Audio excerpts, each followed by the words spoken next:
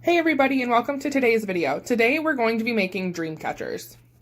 For supplies, you guys are going to need a ring. This happens to be a floral ring that you would use to make wreaths. We also are going to need some thread. This is my needlepoint thread that I have at home. And then you're going to need some yarn. I have my two favorite colors here, the blue and the green. And then we're going to be using beads. You can use these little plastic beads or you can use some bigger beads, whichever you have. And then I also chose to use sequins on mine. You don't have to do this. If you do, you're going to need this glue gun. You're also going to need it for the yarn, and then here's some big beads. So to get started, you're going to take this yarn and you're going to cut a piece off of it.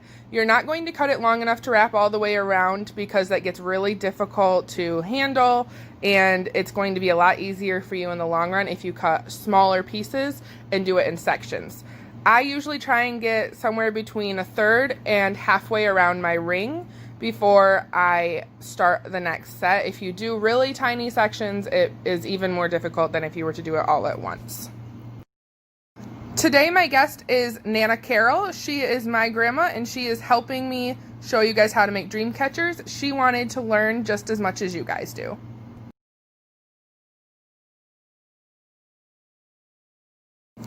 Once you have your yarn cut, you're going to need to use your hot glue gun. So make sure that you've prepped it and that it's hot.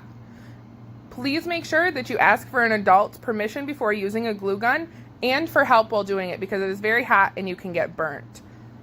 So what you're going to do is you're going to put a dab of glue on your ring. I'm using the metal floral ring. My grandma is actually using a wooden hoop that you would use for needlepoint. So you're just going to put a small amount there. Hers is flat, so we did a line along the flat edge of hers to make sure that it stuck well. And then you're going to just stick the end of your yarn onto that glue. Make sure you do it before it dries because it will dry fairly quickly. Alright, once you have your yarn glued onto the edge of your ring, as you can see here, you're going to start wrapping it around the loop. You're going to want to try and keep it as tight as you possibly can so that you don't see any of that hoop in between the wraps.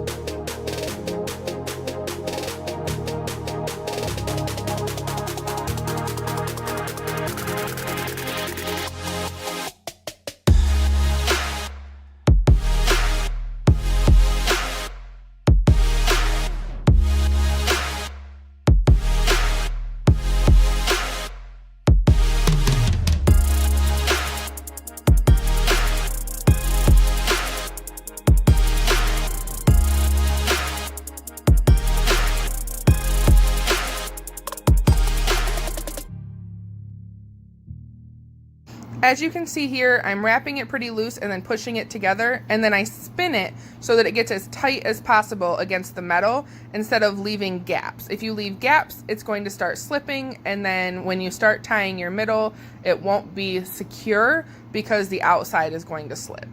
If you're having trouble keeping it tight, you can always glue as you go and keep it tighter that way by sticking it to the metal.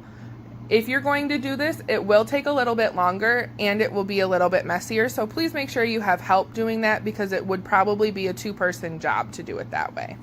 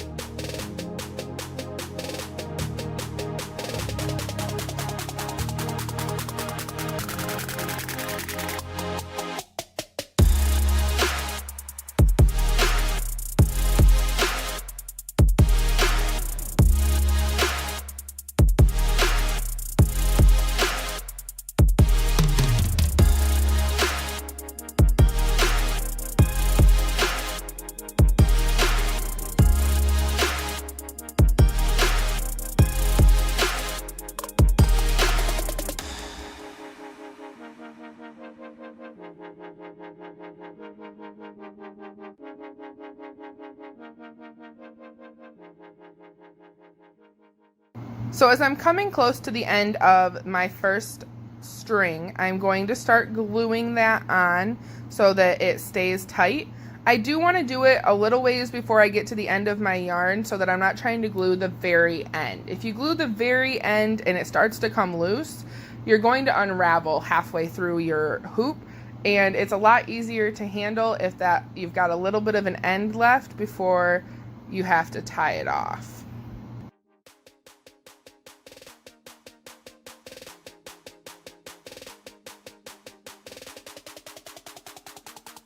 Keep in mind that while I'm using green, you can see my grandma is using variegated. You can use whatever color you want.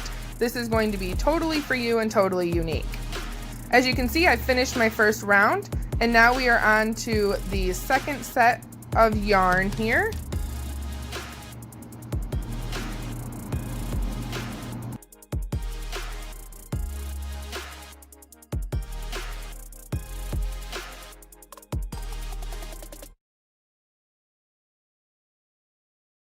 You're going to do the same thing you did for the first one. You're going to just start at the end of where you left off.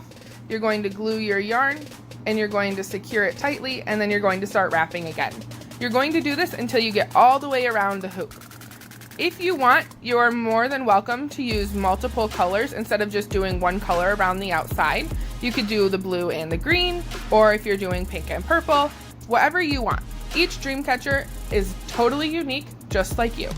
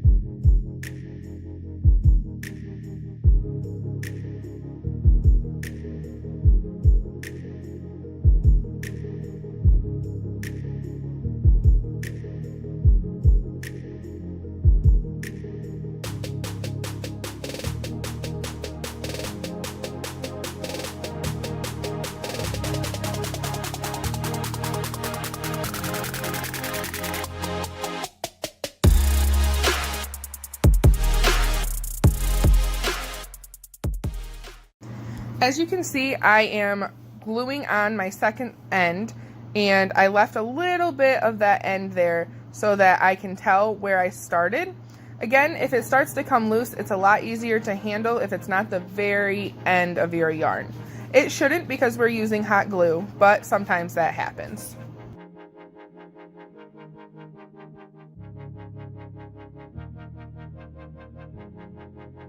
I want to show you guys a close-up of how I keep my yarn tight. It's a lot easier to wrap really loose and then pull it tight after you've wrapped it around a couple of times.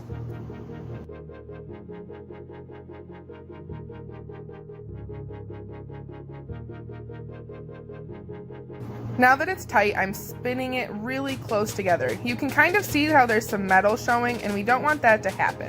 So I spin it as tight as I can get it. and then I pull it close together so you can't see any of that silver metal coming through.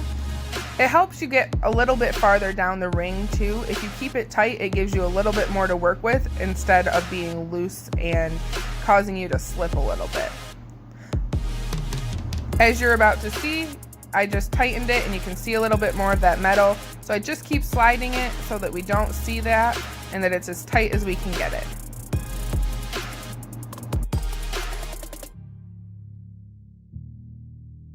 Again, if you're having a hard time keeping it tight like this, putting a little bit of glue while you wrap every time will be beneficial in keeping it tight. If you want to do that, it'll take a little bit longer, but it will guarantee that it's secure. Now we are on to me wrapping my final end to the hoop. It looks like I may have come up just a little bit short on my first guess. But that's okay, I just cut an extra piece to wrap and cover the end of my hoop.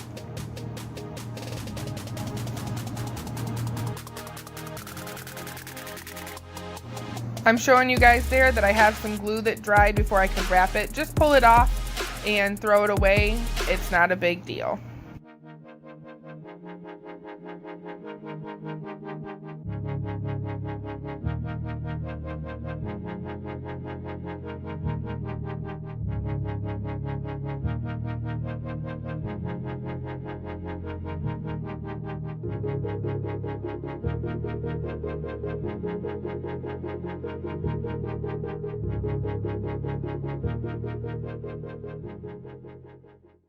All right, I've come to the end and I am gluing my ends together, trying to make a full circle.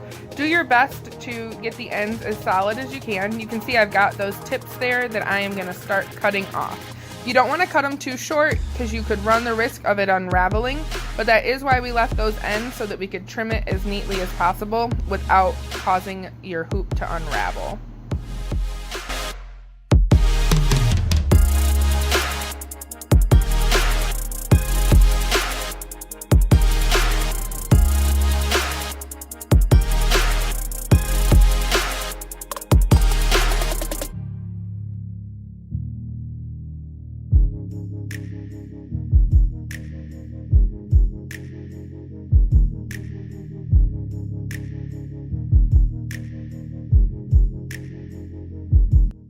All right, so it looks like I am just about done with those edges. I know you can kind of see them, but it's not going to matter in the end.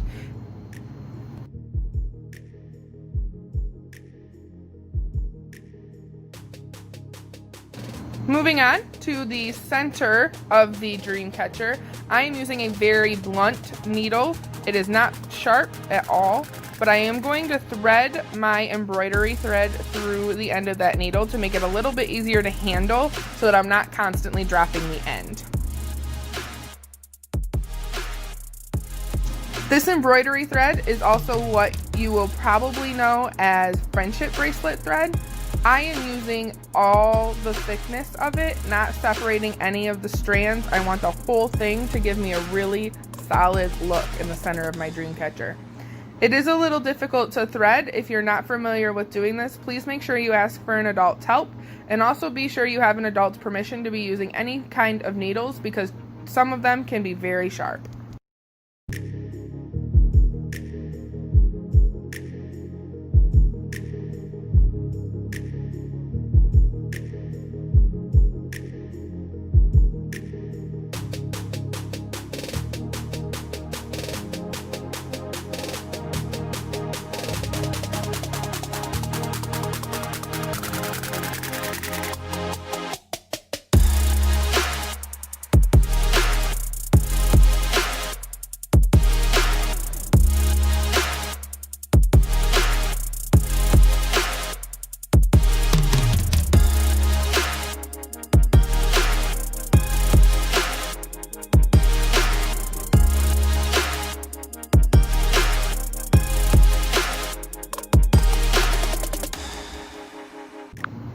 As you can see, I struggled to get my needle threaded myself, and I've been doing it for a long time, so it's okay to ask for help.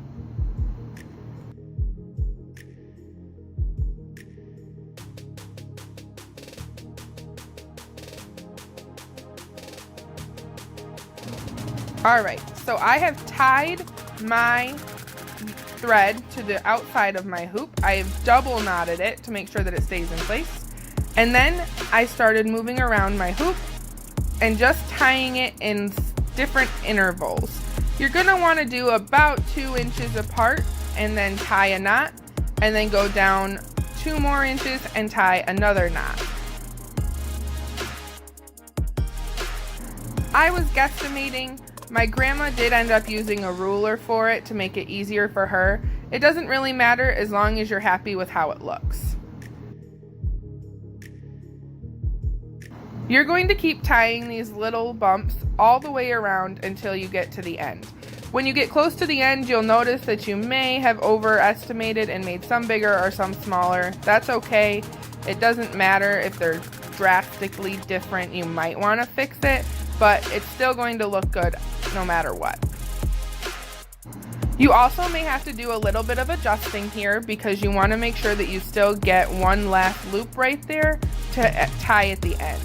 You don't want it to be too small or you're going to have a hard time.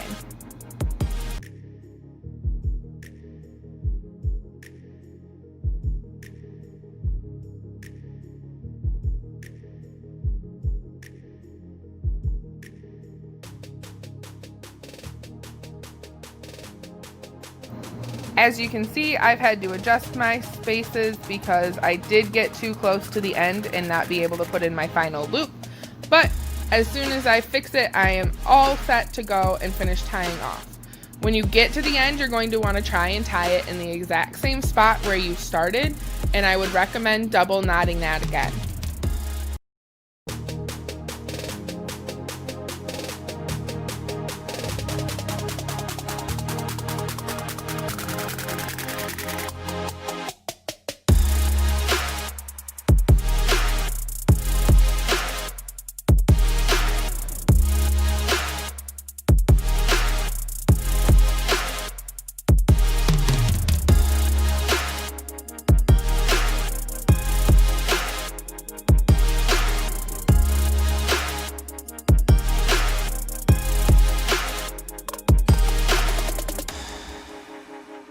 When I finished putting that on, I did cut it so that I had some ends left, so if my knot came undone for some reason, I would be able to retie it. See, my ends. I decided to go with a second color for my next round of the center of the Dreamcatcher. If you want to do this, you are more than welcome to. It does take a lot more time because you do have to tie on the second set of thread, but if you're looking for a variegated look, it's a good way to give you that style.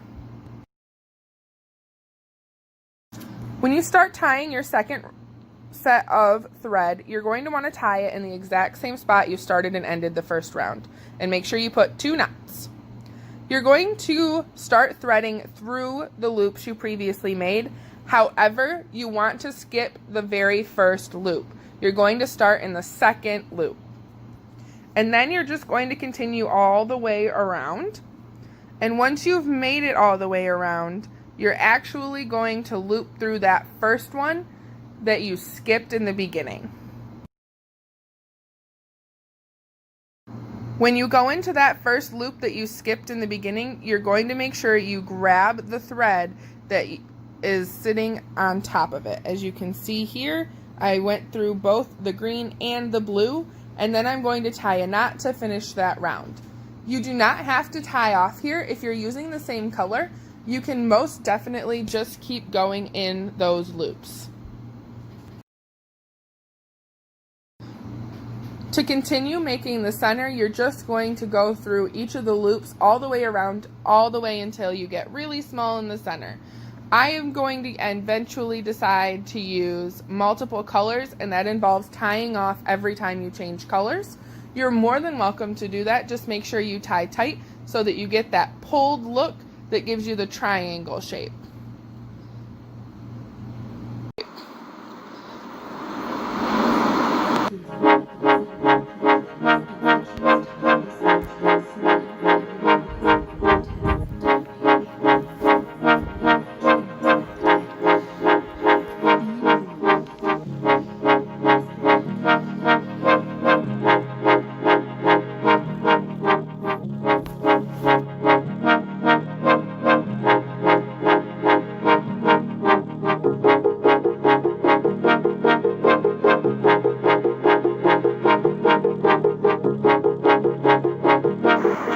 decided I wanted beads on mine. So here I am putting the bead on my needle. And it makes it a whole lot easier to use beads if you've got a needle to put it on. The bead will drop over your needle and go straight onto the thread instead of trying to have to put thread through each bead.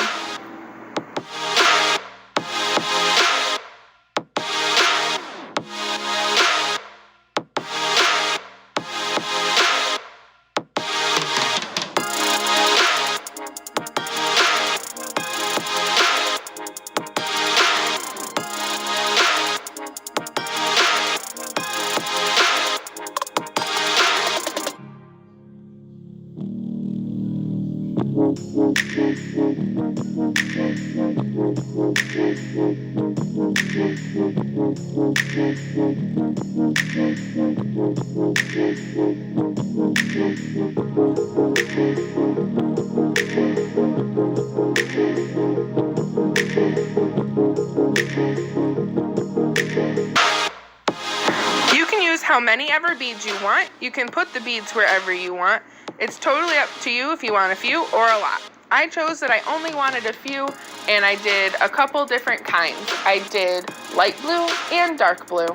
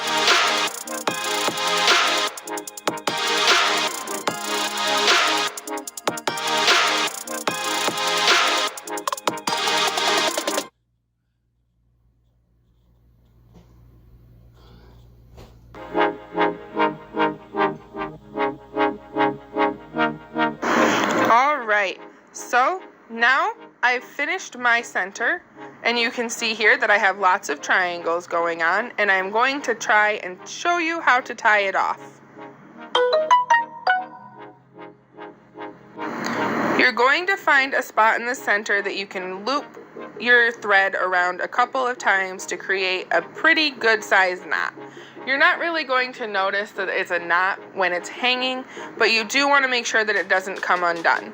The first time I tried to tie this, my thread did come undone and I had to redo the center again.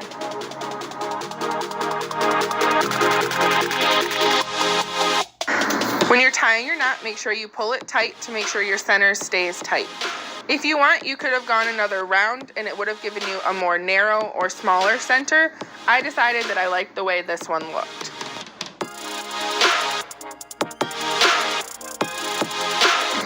Here you can see a close-up of me trying to thread through and keep it tight. I'm also stretching some of the pieces I think need to be stretched out a little bit to give it a more round look.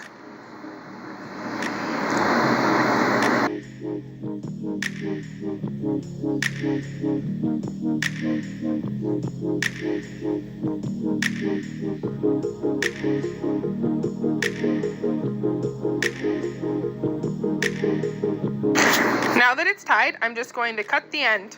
Be careful not to cut too close to your knot. You don't want it to come untied. And there you have it.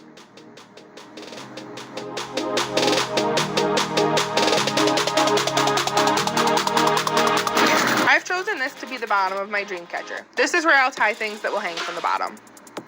I've decided I want to put some jewels around the top of my Dreamcatcher to give it a more shiny look to go along with my shiny beads. I went in and picked out different shades of blue and green to hot glue to the top. If you're going to be using the hot glue gun again, please make sure that you have your parents' help and permission to be doing so.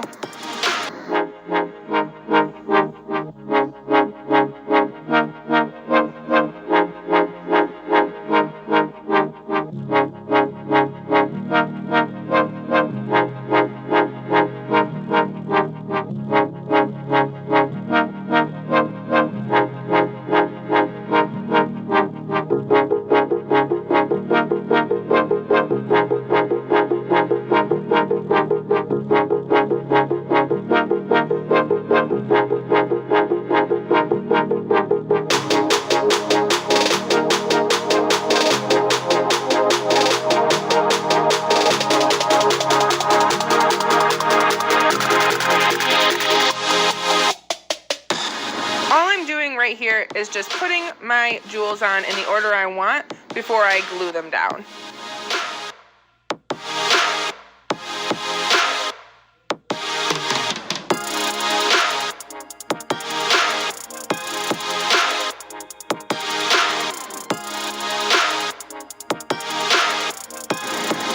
All right, and here is what my jewels are going to look like.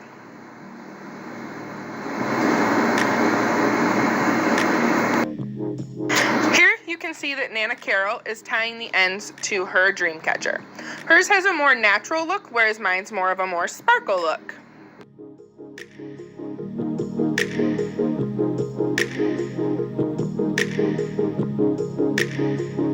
She has chosen to use yarn and wooden beads to hang from the bottom of her Dreamcatcher.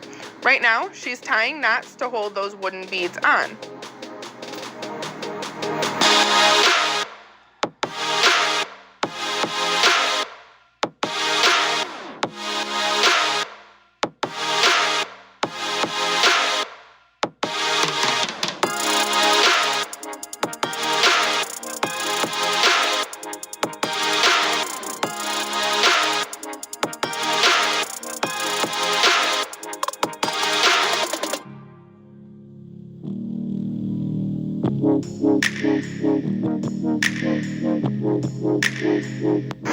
Here in just a second, you'll get to see the entire tied up end.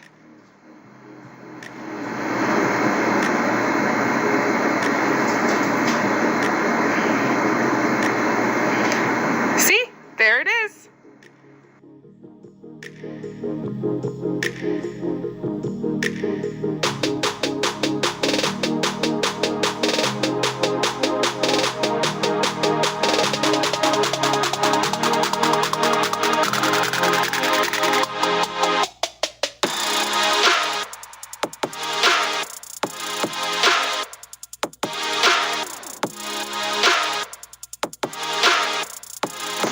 Nana decided that she wanted to do 3 hanging strings from her Dreamcatcher. All of them have wooden beads. Alright, so here are my tied ends. I am using the embroidery or the friendship thread, whatever you guys choose to call it, and my sparkly beads.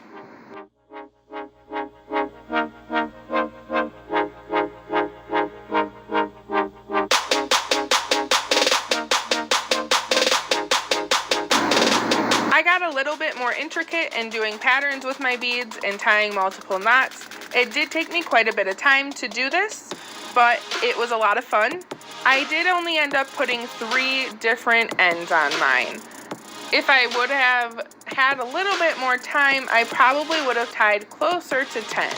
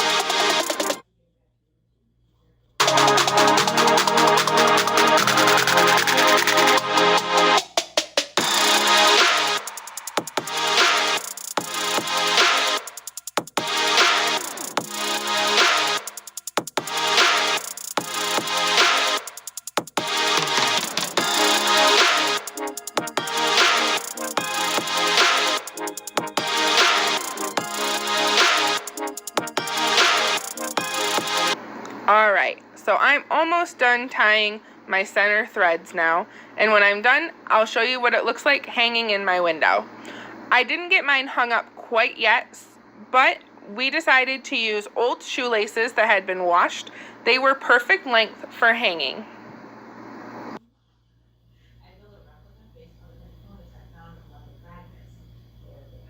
Alright, so here's my finished Dreamcatcher. Like I said, I definitely need to add some more ends to mine. And here's my Nana's hanging in her backyard. I think it looks pretty awesome. I can't wait to see how yours turn out.